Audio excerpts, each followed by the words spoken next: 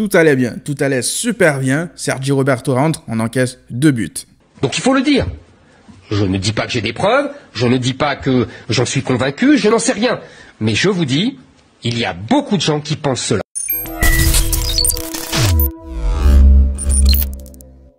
Bonjour à toutes et tous, bienvenue pour le premier débrief de la saison, victoire du Barça. Le Barça s'impose 4-2 face à la Real Sociedad. Alors il y a plein de choses à dire durant ce match. Avant d'aller plus loin, cette vidéo est sponsorisée par l'application OneFootball. C'est l'application numéro 1 qui traite de l'actualité du football dans le monde. Elle est gratuite, elle se trouve sur Android et dans l'App Store. N'hésitez pas à la télécharger à travers mon lien personnel en description, ça soutient la chaîne, donc tout est en description. Alors avant de parler du contenu du match, c'est important de rappeler que cette victoire-là, elle est ultra importante. Pas uniquement en termes de résultats comptables pour aller gagner la Liga ou potentiellement aller chercher un titre, mais plus pour l'après-Messi, pour gérer, on va dire, mentalement les choses. Parce que ce soir, tu perds ce match ou tu ne le gagnes même pas ce match, ça peut te conditionner en fait pour les prochains matchs qui arrivent pour la suite de la saison, moralement, mentalement, parce que la perte de Messi, elle est inestimable. Donc ces victoires sont ultra importante. C'est important de le rappeler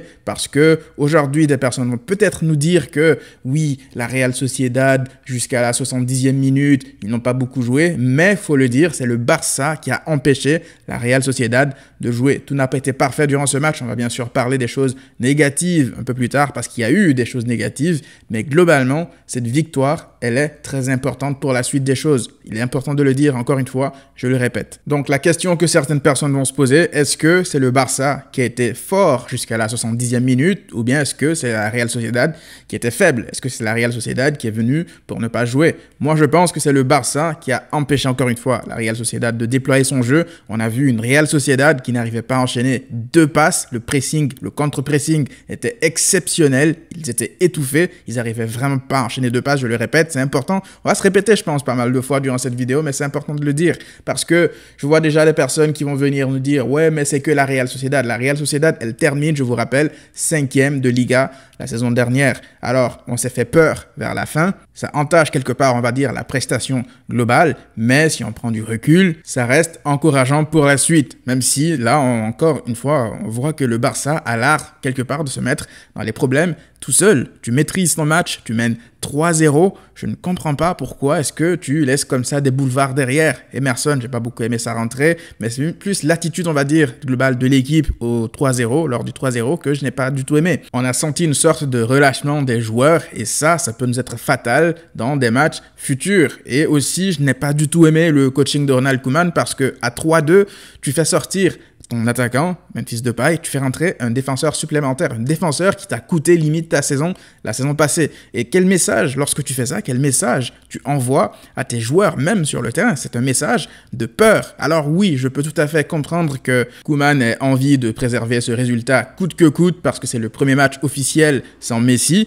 mais ça, c'est inviter aussi, je veux dire, les adversaires à venir nous faire souffrir. Alors on s'en sort bien sur la dernière contre-attaque, Sergi Roberto vient, on va dire, soulager tout le Camp-Nou, mais je ne sais pas si c'est la meilleure approche à avoir lorsqu'on est en souffrance. Après, moi, ça reste le côté négatif uniquement par rapport à Koeman, parce qu'il faut le dire aussi, si on joue à ce niveau durant la grande globalité, la grande majorité, je veux dire, du match, c'est aussi grâce à Ronald Koeman. C'est lui qui agence cette équipe. Martin Braithwaite, c'est lui qui lui fait confiance. Et aujourd'hui, si Ronaldo nous met un doublé plus une passe décisive, c'est bien parce que Koeman lui fait confiance, parce que Koeman lui a fait confiance. Et aujourd'hui, nos meilleurs joueurs offensivement, c'était Braithwaite et Memphis Depay. On va tout de suite parler de Memphis Depay. Aujourd'hui, il ne marque pas, mais il te fait une passe décisive sur un coup de pied arrêté pour l'ouverture du score sur Piqué. Et en plus, il est important dans le 3e but, il me semble, lorsqu'il fait le décalage comme ça pour Jordi Alba entre 2 défenseurs pour que Alba s'entre dans la surface avant que Ronaldo ne termine le boulot. Et là-dessus, je vais parler de Memphis, pas parce que, encore une fois, on parle de stats, mais de l'importance de Memphis dans le jeu. Il a déjà quelque chose qui nous permet en fait d'avoir une certaine confiance parce qu'il a une confiance débordante et contagieuse. Memphis, lorsqu'il a le ballon, il n'a pas peur en fait de tenter des choses. La première action, lorsqu'il reçoit le ballon dos au but, il tente un sombrero et ça, c'est le signe d'un joueur qui n'est pas impressionné. C'est le signe d'un joueur qui vient parce qu'il a confiance en lui. L'action du 2e but de Braithwaite, je pense, résume parfaitement le match de Depay. Il prend 2 défenseurs sur lui, protection de balle impeccable avant de décaler et créer de l'espace pour Jordi Alba, action qui va donc se terminer en but. Donc Memphis Depay, je pense qu'il aura encore une fois un rôle important pour la saison du Barça, donc wait and see. J'aimerais également parler de Eric Garcia parce que beaucoup de personnes, avant qu'il n'arrive au Barça, avant qu'il ne signe, je veux dire, nous le vendaient comme une fraude, comme un énième joueur qu'on surcote parce qu'il vient de la Masia, un énième joueur nul défensivement parce que les fans de City, voilà, étaient fâchés qu'il quitte leur club.